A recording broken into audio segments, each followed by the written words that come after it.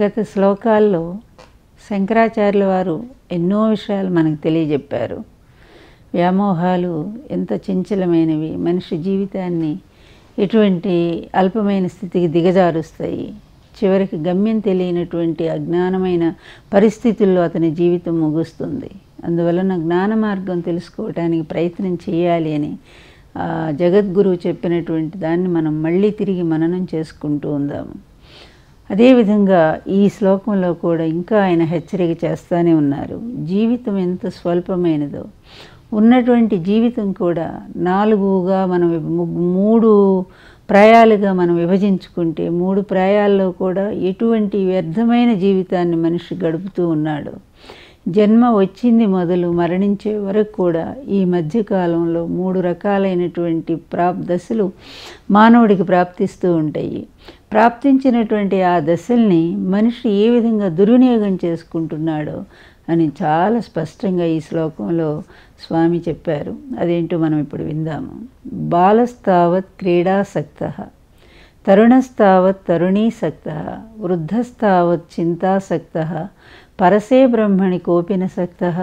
ఎంత బాగా అడిగారో చూడండి. అసలు బాలస్తావత్ క్రీడాసక్తః, బాల్యమంతా నీ ఆటల్లో పాటల్లో గడిచిపోతూ ఉంది. తరుణస్తావత్ తరుణీసక్తః, ఇక యవ్వనం వస్తే అదంతా కూడా తరుణి వేటలో, సమాన ప్రాయం ఉన్నటువంటి అమ్మాయిల వేటలో లేకపోతే అమ్మాయిల వ్యామోహంలోనేమో యవ్వనం గడిచిపోతూ ఉంది. ఇంతలో ముసలితనం వస్తుంది. వృద్ధస్తావత్ చింతాసక్తః, ఇంకక్కడ అన్ని ఆది వ్యాధులు వేధిస్తూ ఉంటే మరింతగా బాధల్లో కూరుకుపోయి ముసలితనం బాధ పెడుతూ ఉంటుంది. కానీ ఈ విధంగా వచ్చినటువంటి మూడు జీవితాలు వృధా చేసుకొని చివరికి మరణానికి వెళ్ళిపోతూ ఉన్నాం.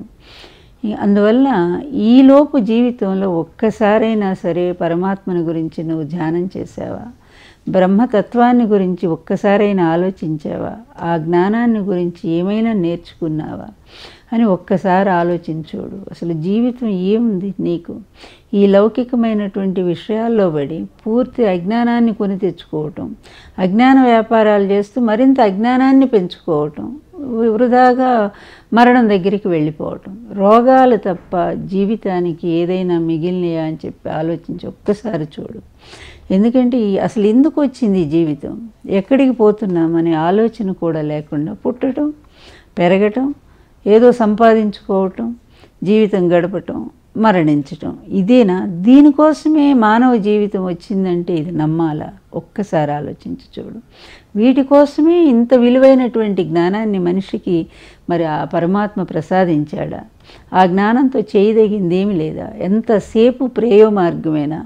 శ్రేయోమార్గాన్ని నువ్వు ఆలోచించవా? ఎందుకంటే ఇటువంటి అల్పమైన శరీరంతో అనల్పమైన ప్రయోజనాన్ని సాధించగలిగినటువంటి అద్భుతమైన శక్తి ఈ మానవ శరీరానికి ఉంది, మానవ మేధస్సుకు ఉంది. ఆ ఈ సృష్టికే ప్రతి సృష్టి చేయగలిగినటువంటి జ్ఞానివి నువ్వు. అటువంటి జ్ఞానం ద్వారా సాధించే ఎన్నో ఉంటే ఏవి సాధిస్తున్నామో అని ఆలోచిస్తే క్రిములు, కీటకాలు, పక్షులు, జంతువులు అవి ఏదో ప్రకృతిబద్ధంగా ప్రకృతి సహజమైనటువంటి గుణాలతో పుట్టి మరణిస్తూ ఉన్నాయి. వాటికి అంతకంటే తెలివి లేదు గనక. కానీ విశేషమైన తెలివితేటలు ఉండేటువంటి మానవుడు, విశేషమైన వివేక జ్ఞానం కలిగినటువంటి మనిషి కేవలము బాల్యమంతానేమో ఆటలతో గడుపుతూ, యవ్వనమంతానేమో సుఖాలతో, శరీర సుఖాలతో గడుపుతూ, పెళ్ళైన దగ్గర నుంచి ఆ తర్వాత పిల్లల కోసం తన జీవితాన్ని సంపాదన కోసం గడుపుతూ, ముసలితనంలో ఈ పెంచుకున్న బంధాలు, అదేవిధంగా అనుబంధాలు, ఈ సంపదలు, వాటి మీద మమకారాలు, అదేవిధంగా శారీరకమైన రోగాలు, వీటితో ముసలితనాన్ని బాధలతో అనుభవిస్తూ తన బ్రతుకును తెల్లవార్చుకున్నటువంటి నువ్వు ఒక్క క్షణం కూడా ఆలోచించలేకపోతున్నావు.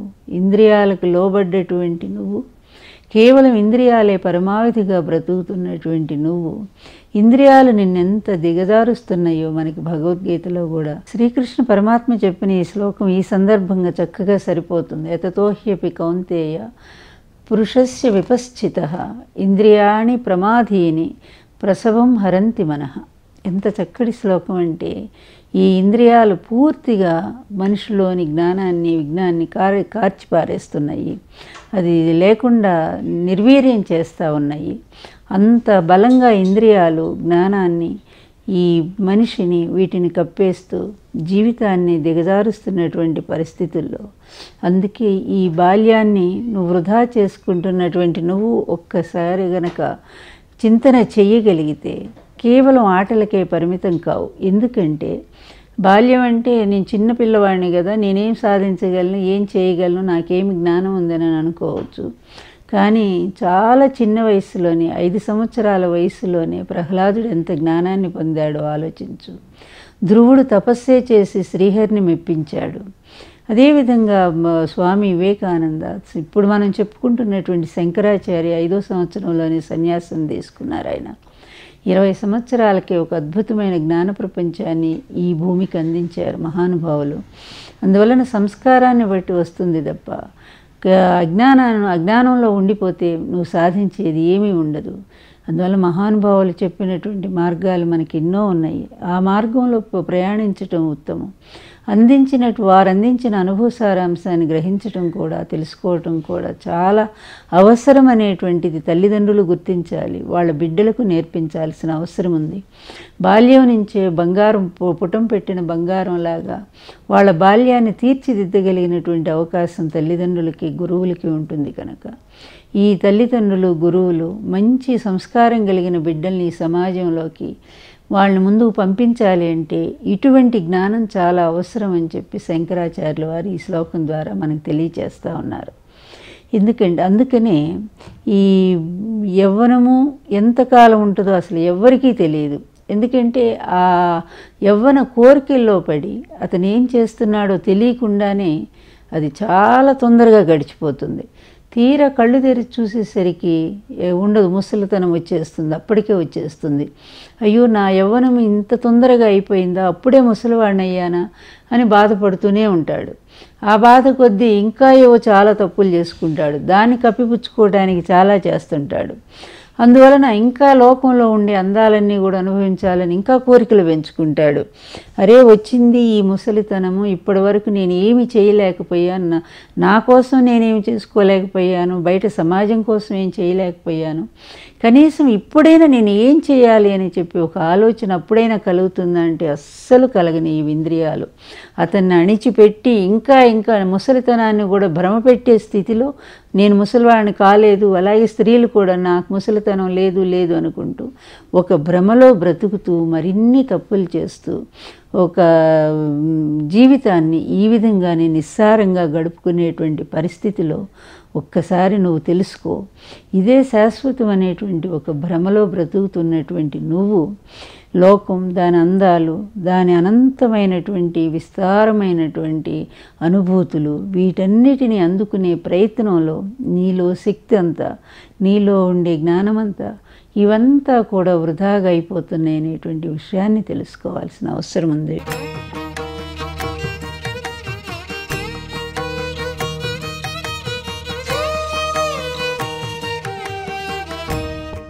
బెర్నార్డ్ షా ఒక మాట చెప్తారు ఇక్కడ, తప్పకుండా ఈ సందర్భంగా అది మనం గుర్తు చేసుకోవాల్సినటువంటి అవసరం ఉంది. All world is too much with us, late and soon, getting and spending, we lay waste of our powers. ఎంతో పెద్దదైనటువంటి ఈ లోకంలో అందాలు, అనుభూతులు, వీటన్నిటిని సొంతం చేసుకోవాలనేటువంటి ఒక తాపత్రయంతో తనకుండే ఆయుష్ స్వల్పత్వాన్ని, తనకుండే యవ్వనకాల అల్పత్వాన్ని, ఈ రెంటిని కూడా పరిగణలో తీసుకోకుండా కేవలం ఇంద్రియాలు చూపించినటువంటి దిశగా ప్రయాణం చేస్తూ ఈ అనంతమైన వాటన్నిటినీ తను సొంతం చేసుకోవాలనే ఒక తాపత్రయంలో మనిషి చివరికి వేస్ట్ ఆఫ్ అవర్ పవర్స్, తన పవర్ అంతా కూడా ఏదైతే వచ్చిందో జన్మతో నీకు ఆ శక్తులన్నిటినీ, ఆ జ్ఞాన శక్తిని వృధా చేసుకొని ఎందుకు పనికిరాని వ్యర్థంగా మిగిలిపోతూ ఉన్నావు. కనుక ఈ వ్యామోహాలు, ఏది బాల్యంలో ఉండే క్రీడల ఆసక్తి, ఆటలు ఆడొద్దని కాదు, ఎప్పుడూ కూడా శరీరానికి బలమైనది ఏదైనా చేయాలి, తప్పనిసరిగా చేయాలి. శ్రీకృష్ణ భగవాన్ కూడా అదే చెప్పాడు. కర్మని ఒక యోగంలాగా చెప్పగలిగాడు. అంటే నువ్వు పని చేయి, సోమరిపోతుగా ఎక్కడా ఉండొద్దు. కర్మ పని చేస్తూనే నువ్వు నీ యోగ జీవితాన్ని గడుపుతూనే ఉండాలి. మనస్సుని యోగంలో లగ్నం చేయి, శరీరాన్ని కర్మకు లగ్నం చేయి. అప్పుడు నువ్వు ఏ పని చేసినా కూడా అది నీకు కర్మ నిశ్శేషమే అవుతుంది తప్ప నీకు అంటదు అని చెప్పినటువంటి ఆ తత్వాన్ని కూడా మనం తెలుసుకోవాల్సినటువంటి అవసరం ఉంది. కానీ మనం చూస్తూ ఉన్నాం, ఎక్కడో ఒక్క జ్ఞాని ఉంటున్నాడు, ఎక్కడో ఒక్క మహానుభావుడు ఉంటున్నాడు ఈ సత్యాన్ని గ్రహించిన వాళ్ళు. కానీ మిగిలిన వాళ్ళందరూ కోట్లాది మంది ఈ వ్యామోహాల్లోనే ఎందుకు పడిపోతున్నారో ఆలోచిస్తే చాలా బాధ అనిపిస్తుందని శంకరాచార్యుల వారు ఆయన బాధపడ్డారు మన కోసం. ఎందుకు వాస్తవాన్ని గ్రహించలేకపోతున్నారు? నీకు ఏ మోహమైనా సరే ఎంతకాలం ఉంటుంది? ఆ వ్యామోహం నిన్నెంతగా పనికిరాని వాడిని చేస్తుంది, ఎంత నీ మనస్సుని విచలితం చేస్తుంది. దాన్ని ఆ సుఖం కోసం, తాత్కాలికమైనటువంటి ఆ సుఖం కోసం ఎన్ని పాడు కర్మలు చేస్తున్నావు. ఆ కర్మల ద్వారా ఇంకా అనంతమైనటువంటి ఎంత దుఃఖాన్ని నువ్వు కొని తెచ్చుకుంటా ఉన్నావు. చివరికి ఏమైపోతున్నావంటే నీ భార్య, పిల్లలు, సంసారం, సంపాదన, వీటిలోని జీవితం కాస్త నువ్వు వృధా చేసుకుంటూ ఉన్నావు. ఇంతలో యవ్వన కాలం అయిపోతూ ఉంది. తర్వాత అందంగా నిర్మించుకున్నటువంటి ఆశల పందిరి కాస్త కూలిపోతూ ఉంది. నీ కళ్ళ ముందే కూలిపోయి ఒక భయంకరమైన వృద్ధాప్యం వణికిపోతూ కర్ర చేతికి వచ్చి అందమైన మిసమిసలాడే చర్మం అంతా కూడా ముడతలు బారిపోయి మెరిసిపోయిన కళ్ళు గుంటలు పడిపోయి అంతకుముందు నిన్ను అందంగా పొగిడినటువంటి వాళ్ళు నీ దగ్గరికి రావటానికి కూడా భయపడేంత అందవికారాన్ని పొందిన ఈ శరీరాన్ని చూసుకొని ఎంత కుమిలిపోయినా కూడా ప్రయోజనం ఉండదు కదా. భగవంతుడు ఇచ్చిన సమయాన్ని వృధా చేసుకున్నావు, దాన్ని దుర్వినియోగం చేసుకున్నావు. ఈలోపు అయిపోయిన తర్వాత ఇప్పుడు ఏడిస్తే ఏమన్నా ప్రయోజనం ఉంటుందా, తిరిగి వస్తుందా? ఒక్కసారి ఆలోచించు. అందుకనే శ్రీకృష్ణ భగవానుడు ఒకటి చెప్తాడు, ఇంకొక శ్లోకం కూడా, నాస్తి బుద్ధిరయుక్తస్య నచాయుక్తస్య భావన నచా భావయత శాంతి అశాంతస్య కుతసుఖం. ఎంత చక్కటి శ్లోకం చూడండి. శంకరాచార్యుల వారికి కృష్ణ భగవానికి ఎంత దగ్గర సామీప్యం ఉందో ఈ శ్లోకాలు బట్టి చూస్తేనే మనకు అర్థమైపోతూ ఉంది. నాస్తి బుద్ధిరయుక్తస్య, అయుక్తుడికి అసలు బుద్ధే పని చేయదు. అది యుక్తం లేనివాడు, యుక్త జ్ఞానం లేనటువంటి వాడికి, అటువంటి వాడికి నచాయుక్తస్య భావన, వాడి భావన ఇంకెలా పనిచేస్తుంది ఆలోచించండి. అస్సలు సరైన మార్గంలోనే ఉండదు. నచా భావయత శాంతి, అటువంటి భావహీనమైన వాడికి, సరైన ఆలోచన లేనటువంటి వాడికి శాంతి అనేది ఎక్కడ లభిస్తుంది? మనసు సరైన మార్గంలో ఉంటే కదా ఆనందం, శాంతి అనే పదాలు వాడికి అర్థమయ్యేది.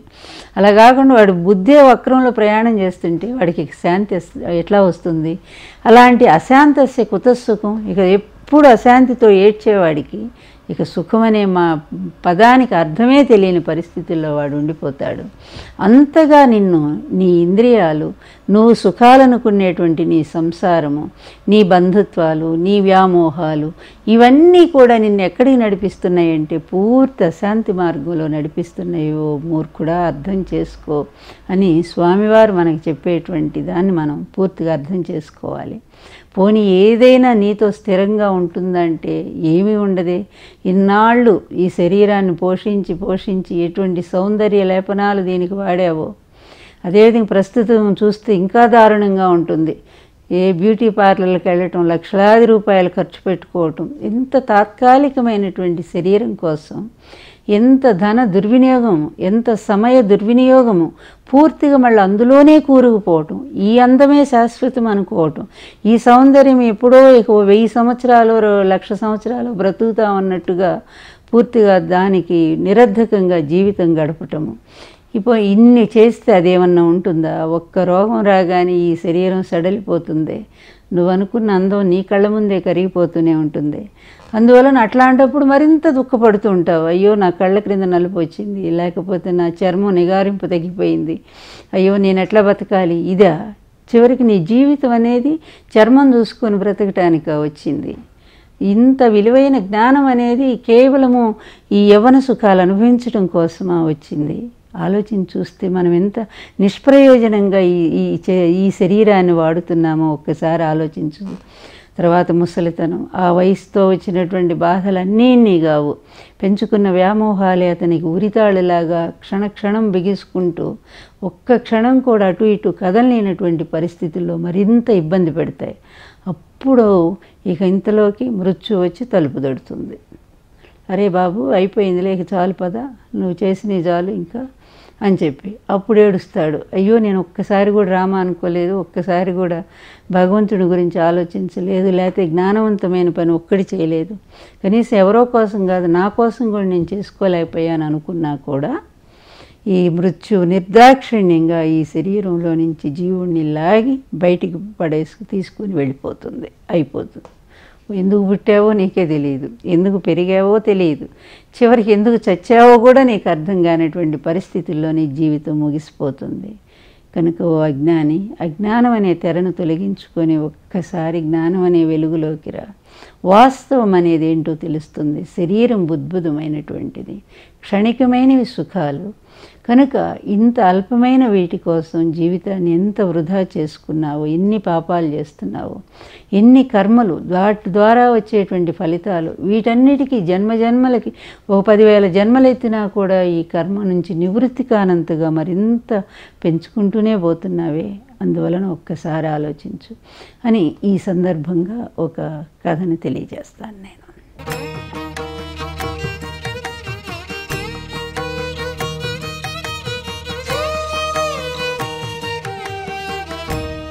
ఒక ఉద్యోగి చాలా చిన్న చిన్న ఉద్యోగాలన్నీ చేసి పెద్ద ఆఫీసర్కి ప్రమోషన్ కోసం అప్లికేషన్ పెట్టుకున్నాడు. పెట్టుకుని నాకు మంచి ఉద్యోగం ఇవ్వండి, నేను చాలా చిత్తశుద్ధితో పనిచేస్తాను, మీకు వినయంగా నడుచుకుంటాను, నా ఉద్యోగ ధర్మాన్ని తెలుసుకొని 10 మందికి ఉపయోగపడతాను అని చెప్పి అర్జీలు పెట్టుకోగా ఎప్పటికో పై ఆఫీసర్ కరుణించి ఇతనికి ప్రమోషన్ ఇచ్చాడు.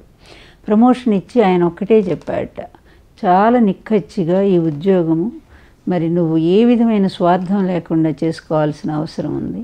అలాగే తన మన అనేటువంటి ఒక భేదం లేకుండా, నా అనే మమకారం కూడా లేకుండా, నువ్వు కేవలం నేను ఉద్యోగం చేయటానికి వచ్చాను అనేటువంటి ఏమి అంటుకోని భావంతో నువ్వు ఈ ఉద్యోగ నిర్వహణ చేసుకోవాలి.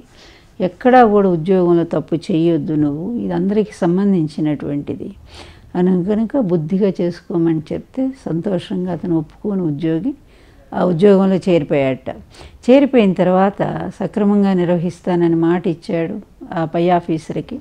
కొంతకాలం గడిచింది, ఉద్యోగం చాలా సుఖంగా ఉంది, ప్రమోషన్ కదా, పెద్ద ఉద్యోగం, పెద్ద ఆఫీసు గది, అందరూ వందిమా గదులు చేరారు చుట్టూరా కూడా. ఇక అందరూ వాళ్ళ ప్రయోజనాల కోసం ఇతనికి డబ్బు ఆశ చూపించడం మొదలుపెట్టారు. ఈ సుఖాలకు అలవాటు పడిపోయాడు, ఈ పొగడ్తలకు అలవాటు పడిపోయాడు. ఆ కుర్చీ సుఖంగా ఉంది, ఉద్యోగం సుఖంగా ఉంది, ఇక నాకు ఎదురేముంది, ఇదంతా నాదే అనుకునేటువంటి భ్రమలో ఇష్టం వచ్చినట్టుగా పిచ్చి పనులు చేయటం మొదలుపెట్టాడు. పై ఆఫీసర్ చెప్పినవన్నీ గాలికి వదిలేశాడు. తన ఇష్టం వచ్చినట్టుగా అక్రమ మార్గంలో అన్యాయంగా మరి సంపాదన మొదలుపెట్టాడు. ఎన్ని పాపాలు చేయాలో అన్ని పాపాలు చేస్తున్నాడు. ఉద్యోగ ధర్మం మర్చిపోయాడు. ఇట్లా అందులో లంచాలకు అలవాటు పడి ఈ సుఖాలు కూడా బాగా అలవాటైపోయినాయి.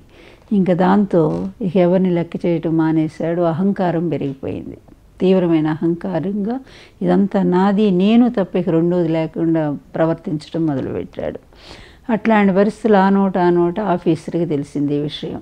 తెలిసి అయ్యో వీడిట్లా నా దగ్గర మాట ఇచ్చి ఈ విధంగా చేస్తున్నాడని బాధపడే ఆఫీసరు ఫస్ట్ చూద్దాం, ఒక నోటీస్ ఇచ్చి వీడు మార్చుకుంటాడేమో అని చెప్పి, ఇట్లా నీ మీద రూమర్లు వస్తూ ఉన్నాయి, అందువల్ల దీనికి నువ్వు సమాధానం చెప్పాల్సి ఉందని చెప్పి ముందు ఒక స్వల్పమైన నోటీస్ పంపించాడు పై ఆఫీసరు. ఆ నోటీస్ చదువుకొని, ఎందుకంటే అహంకారం పూర్తిగా తలకెక్కినటువంటి ఇతనికి ఆ నోటీస్ ఏం లెక్క చేయాలనిపించలే, అది చింపి చెత్తబుట్టలో పడేశాడు. కొంతకాలం ఇంకా అహంకారం పెరిగింది, ఆఫీసర్కి బాధ్యత పెరిగింది, ఇతనికి అహంకారం పెరిగింది. అందువల్ల కొంతకాలం తర్వాత ఇతని మీద ఇంకా తీవ్రమైన ఆరోపణలు రావడంతో ఆఫీసర్ రెండో తాకీదు కూడా పంపించాడు.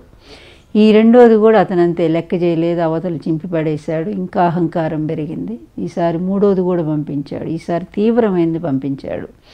నువ్వు ఎన్ని 2 పంపించినా కూడా దానికి కనీసం కూడా సమాధానం చెప్పకుండా ఇట్లా నిర్లక్ష్యంగా వ్యవహరిస్తూ ఉన్నావు, అసలు నీ మీద మేము ఎందుకు యాక్షన్ తీసుకోకూడదు, ఎందుకు నీ ఉద్యోగం తొలగించకూడదు, నువ్వు ఒక్కసారి దీనికి సమాధానం చెప్పాల్సిన అవసరం ఉంటుందని చెప్పి కొంచెం తీవ్రంగా పంపించాడు. అనుకున్నాడు ఈ ఉద్యోగాలు ఇట్లాగే ఉంటాయిలే, పైనుంచి వాళ్ళు మళ్ళీ నన్ను చూసేసరికి నా కాస్త అయిపోతుంది, రిటైర్డ్ అవుతాను, నేను రిటైర్మెంట్ వస్తుంది, ఇది ఎవడు లెక్క చేస్తాడని చెప్పి అది కూడా చింపి అవతల పడేసి మళ్ళీ ఇష్టం వచ్చినట్టుగాని లంచాలకు అంతగా అలవాటు పడిపోయాడు. చెడు అనేది మనిషిని ఎంత బాగా ఆకర్షిస్తుందంటే, ఎందుకంటే ఇంద్రియబద్ధమైంది చెడు అంతా కూడా. ఈ ఇంద్రియాలు చెడు వైపు లాక్కెళ్ళినంతగా మంచి వైపు తీసుకెళ్ళలేవు. మంచి వైపు వెళ్ళే మనిషిని బలవంతంగా లాక్కొచ్చి మళ్ళీ చెడు వైపు మళ్ళించేటువంటి శక్తి ఇంద్రియాలకు ఉంటుంది. ఇంద్రియబద్ధమైనటువంటి మనసు ఇట్లాంటి పాడు పనులు చేస్తూనే ఉంటుంది. తనేంటో మర్చిపోయి చేస్తూ ఉంటుంది. తన ఎంత గొప్ప స్థానమో ఈ మనస్సుది, కానీ అది మర్చిపోతుంది. ఈ అల్పమైనటువంటి ఈ చిన్నవాటి వెంటబడి ఇదే నా లోకం అనుకుని అది బ్రతికేస్తూ ఉంటుంది. అట్లాంటి పరిస్థితుల్లో 3 నోటీసులు కూడా అతను ఖాతరు చేయకపోయేసరికి ఆఫీసర్ కోపం వచ్చింది. వెంటనే అరెస్ట్ వారెంట్ ఇచ్చి పోలీసులు పంపించాడు. ఇంక వాళ్ళు వచ్చారు, వెంటనే ఆ ఫైల్స్ అన్ని తనిఖీ చేశారు. ఇతని పాపం అంతా బయటపడింది. అప్పుడు వాడు ఏడుస్తూ మొత్తుకుంటూ, అయ్యా తప్పైపోయింది, ఈ ఒక్కసారి క్షమించండి, నేను ఇంకెప్పుడు చెయ్యను ఇలాంటి తప్పు, నాకు ఇంకా 10 సంవత్సరాలు ఉంది, అందువల్ల నేను ఈసారి బుద్ధిగా చేస్తాను అని చెప్పి ఎంత మొత్తుకున్నా కూడా నువ్వు ఇచ్చిన సమయాన్ని దుర్వినియోగం చేసుకున్నావు. నువ్వు మంచిని కాపాడాల్సిన సమయాన్ని, ఉద్యోగాన్ని పాడు చేశావు. అందువల్ల తన భేదం లేకుండా నాది అనేటువంటి మమకారం లేకుండా ఉండమంటే అహంకారాన్ని పెంచుకున్నావు. ఇన్ని విధాల దుర్వినియోగం చేసినటువంటి నిన్ను ఇంకా ఉద్యోగంలో కొనసాగిస్తే అది నన్ను నేను క్షమించుకోలేదని చెప్పి ఆఫీసర్ చాలా తీవ్రంగానే అతను మందలించి ఈ పోలీసులు పంపిస్తే వాళ్ళు అరెస్ట్ చేసి తీసుకెళ్ళి జైల్లో పెట్టేశారు. ఇది ఒక ఉద్యోగి కథ. అదే ఒక ఉద్యోగి లాంటి జీవి ఎన్నో జన్మలు ఎత్తి ఎత్తి ఎత్తి పశు జన్మ, పక్షి జన్మ, కీటక జన్మ ఇలా ఎత్తి ఎత్తి భగవంతుడికి ఒక అర్జీ పెట్టుకున్నాట.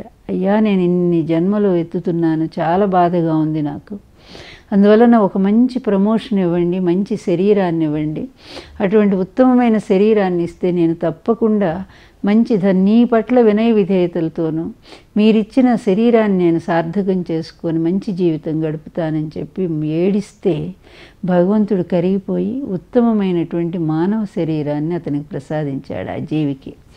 ఆ శరీరాన్ని ఇస్తూ కూడా భగవంతుడు అనేక బుద్ధి మాటలు చెప్పాడు. ఎప్పుడు అహంకారాన్ని దరిచేరనివ్వక. ఇది చాలా గొప్పదైంది మానవ జన్మ. ఈ జన్మలో నీకు ఎన్నో మంచి పనులు చేసేటువంటి అవకాశం ఉంటుంది. ఇంక ఏ జన్మకి లేదు ఇటువంటి అవకాశం. నువ్వు జ్ఞాని అవ్వాలన్నా, పరమాత్మను సందర్శించాలన్నా, పరమపదాన్ని నువ్వు అందుకోవాలన్నా, ఏం చెయ్యాలన్నా కూడా మానవ శరీర దేవతలకు కూడా అది సాధ్యం కాదు. అటువంటి ఉత్తమమైంది మానవ జన్మ. ఈ జన్మ ద్వారా నువ్వు ఎన్నో మంచి పనులు చేయి, నాది అనే మమకారం లేకుండా నిర్మోహంగా నువ్వు ఉండి ఆ జీవన యాత్ర గడిపి ధర్మబద్ధంగా నువ్వు మళ్ళీ తిరిగిరా, నా దగ్గరకు వస్తావని చెప్పి ఇన్ని బుద్ధిమాటలు చెప్పి మానవ శరీరం అనేటువంటి ఒక ప్రమోషన్ ఇచ్చి ఈ జీవిని పంపిస్తే ఆ శరీరంలో ప్రవేశించాడు జీవుడు. ప్రవేశించిన కొన్నాళ్ళ వరకు బాగానే ఉన్నాడు. ఆ తర్వాత ఈ శరీరం ద్వారా వచ్చే సుఖాలేంటో అతనికి అర్థం కావటం మొదలుపెట్టింది. ఎందుకంటే ఈ శరీరం ఎంత అనుకూలంగా ఉందో, కర్మేంద్రియాలు ఉన్నాయి, జ్ఞానేంద్రియాలు ఉన్నాయి, ఇన్ని రకాల వసతులు ఉన్నటువంటి అద్భుతమైన ఈ శరీరంలో ఒదిగిపోయినటువంటి జీవుడు తన లక్ష్యాన్ని మర్చిపోయాడు, భగవంతుడికి ఇచ్చిన మాటను తప్పాడు, అన్నీ మర్చిపోయి విపరీతమైనగా ఇక జీవితం ఇదే, ఇంకెంతకంటే లేదన్నట్టుగా సుఖాలు అనుభవించడం మొదలుపెట్టాడు. పిచ్చి పిచ్చి పనులు చేయటం మొదలుపెట్టాడు. ఆ శరీరాన్ని దుర్వినియోగం చేసి ఇటు వ్యసనాలు ఒకవైపు, మరొక వైపు అక్రమంగా సంపాదన ఇంకొక వైపు, ఈ విధంగా చేస్తూ తన అసలు స్వధర్మాన్ని మర్చిపోయి ఇంక ఇది నాది, నేను శాశ్వతంగా జీవిస్తాను, నా శరీరం ఇదంతా నాది అనుకోవటం మొదలుపెట్టాడు. ఈ స్వ అనేది ఎప్పుడైతే వచ్చిందో అతనిలో పరమార్థమే నశించిపోయింది. ఆ విధంగా గడిచిపోయిన తర్వాత అప్పుడు భగవంతుడి దగ్గర నుంచి నోటీస్ వచ్చింది. ఒక నోటీసు మానవుడికి వచ్చే ఫస్ట్ నోటీస్ ఏంటంటే తల నెరిసిపోవటం అనే నోటీస్ ఫస్ట్ నోటీస్ అట మానవుడికి. తల నెరిసిపోవటం అనే నోటీస్ వచ్చిన తర్వాత అది ఏం చెప్తుందంటే, అరే బాబు ఇప్పటిదాకా నేను మా నల్లటి కురులతో నీ అందాన్ని లోకానికి చూపించాము, నువ్వేదో పెద్ద ఇంద్రుడివి చంద్రుడు అని ఆడవాళ్ళంతా నీ వెంటబడ్డారే, అది మమ్మల్ని చూసేరా, నిన్ను చూసి కాదు. ఇంత అందమైన నల్లటి కురులు ఉండబట్టే, వంకీల జుట్టు ఉండబట్టే కదా నీ అందం పెరిగింది. అందువల్ల మాకే విసుగు వచ్చింది, ఈ పాడు అందం ఏంటి, ఇది ఎంతకాలం ఏంటి, దానికి ఒక పరిమితి ఉంటుంది కదా, అందువలన ఈ ప్రపంచాన్ని ఎంతకాలం చూడాలి విసుగు అనిపించి, అందువల్ల ఇకనైనా మేము జ్ఞానంతో పండిపోదామని మేము అనుకున్నాము. అందువలన ఆ విధంగా మేము ఈ విధంగా పండిపోవటం అంటే తెల్లబడిపోవటం అంటే జ్ఞానంతో పండిపోవటం. మాకు జ్ఞానం కలిగింది కనుక పండిపోయాము. నువ్వు కూడా అర్థం చేసుకొని నీ మనస్సును కూడా పండించుకో. జ్ఞానం పండినప్పుడే నీ జన్మకు సార్థకత జరుగుతుందని చెప్పి దాని అంతరార్థాన్ని తెలియచేస్తూ మన జుట్టు తెల్లబడిపోతుందట. కొన్నాళ్ళకి మరో నోటీస్ వచ్చింది భగవంతుడి దగ్గర నుంచి. ఈసారి ఇంకొంచెం తీవ్రమైన నోటీస్ వచ్చింది. కళ్ళు కనపడి నోటీస్ అనేది రెండోది వచ్చింది. యదృశ్యతి తన్నస్సితని, చూసే ప్రపంచం అంతా నశించిపోయేదని మాకే అర్థమైపోయింది. అది చూస్తేనే మాకు అసహ్యం కలుగుతూ ఉంది. ఈరోజు ఏముంది ప్రపంచంలో, ఎన్నాళ్ళు చూసినా ఏముంది, ఈ సుఖాలు చూసినా కూడా విసుగనిపించి, అందువల్ల ఇక బయట ప్రపంచంలో ఏమీ లేదు, లోపల ఉండే పరమాత్మను చూడాలని మేము మా దృష్టిని మందగించుకుంటున్నాము. కనుక నువ్వు కూడా నీ బుద్ధిని పండించుకొని నీ చెడు దృష్టిని మందగించుకొని నువ్వు లోపల వైపు చూడటానికి మాలాగా ప్రయత్నం చెయ్యి అని చెప్పి కళ్ళు మసగబారతాయట. మందపాటి కళ్ళద్దాల ద్వారా దృష్టిని పెంచుకొని మరింత పాపాలు చేయటం మొదలుపెట్టాడు. ఆ విధంగా భగవంతుడి నుంచి వచ్చిన రెండో తాకీదు కూడా అతను బుట్టపాలు చేశాడు. ఈసారి మూడో నోటీస్ వచ్చింది, పళ్ళు ఊడిపోవటం అనే నోటీస్ వచ్చిందండి. అది ఇంకా చాలా తీవ్రమైనటువంటిది. అవి చెప్పినట్టు అసలు నీకు ప్రపంచంలో రుచి అనేది చూపించిందే మేము, లేకపోతే నీకేం తెలుసు రుచి ఎట్లా ఉంటుందనేది. ఇన్ని రకాల రుచులు అలవాటు చేసిన మేము చివరికి మాకే ఏహ్యం కలుగుతూ ఉంది ఈ రుచుల మీద. Sweet things taste to pro in digestion sour అనేటువంటి ఒక సూక్తిని కూడా అర్థం చేసుకోవాల్సినటువంటి అవసరం ఉంది. నీ నాలుగుకి ఏది రుచిగా ఉంటుందో కడుపుకి అది చేటు తెస్తుందనేటువంటి విషయాన్ని మర్చిపోయావు. అది మా వల్లేను. కానీ ఈరోజు మాకు జ్ఞానోదయమైంది. ఈ రుచులన్నీ కూడా శాశ్వతమైంది కాదు. కేవలం జ్ఞానం అనే రుచి ముందు ఇవన్నీ అరుచులే అవుతాయి. కనుక అట్లాంటి జ్ఞాన రుచిని మేము తెలుసుకోగలిగాము. కనుక నువ్వు కూడా తెలుసుకోరా మూర్ఖుడా, ఇవి రుచులు కాదు, ఇక వదిలేసే వాటిని గురించి. ఆ భగవన్నామం అనేటువంటి రుచిలో నువ్వు మునిగిపోవటం మంచిదని చెప్పి ఒక చక్కటి సందేశం ఇస్తూ మన పళ్ళు రాలిపోతాయట. అప్పుడు ఫైనల్గా ఇక భగవంతుడి నుంచి అరెస్ట్ వారెంట్ వచ్చింది. మృత్యు అనే వారెంట్ వచ్చి, ఇక పద అయిపోయిందిలే, చాలా చేసావు కానీ గొప్పలన్నీ ఇంకా నీకు ఇచ్చినటువంటి ఆయుష్ అయిపోయింది, ఇచ్చిన సమయము అయిపోయింది, ఈ రెంటిని దుర్వినియోగం చేసుకున్న పద అంటే అప్పుడు బ్రతిమలాడతాడట. బాబు ఒక్క 5 సంవత్సరాలు ఇవ్వండి సమయం నాకు, నిజంగానే అన్నట్టు నేను మొత్తం నాశనం చేసుకున్నాను, ఈ 5 సంవత్సరాలు నీ ధ్యానంలో నీ మార్గంలో నేను నడవటానికి నాకు అవకాశం ఇవ్వు స్వామి, ఓ భగవంతుడా అని ఎంత మొత్తుకున్నా కూడా వినకుండా ఆ మృత్యు అనేటువంటి పోలీసులు ఈ శరీరం నాది నాది అనుకొని అందులో ఉండిపోయిన ఈ జీవుణ్ణి లాగి మరి బయటపడేస్తే అప్పుడు అర్థమవుతుందట ఎంత నష్టపోయాను నా జీవితాన్ని అని. కనుక ఈ బాల్యమంతా ఆటలు, యవ్వనమంతా స్త్రీల వ్యామోహం, వృద్ధాప్యం చింతలతోనూ ఇలా గడిపేటువంటి నువ్వు బాల్యం నుంచి ఉత్తమమైన సంస్కారంలో గడపటానికి నువ్వు ప్రయత్నం చెయ్యి, నీ జీవితం సార్థకమవుతుంది అని ఈ శ్లోకాన్ని తెలియజేశారు.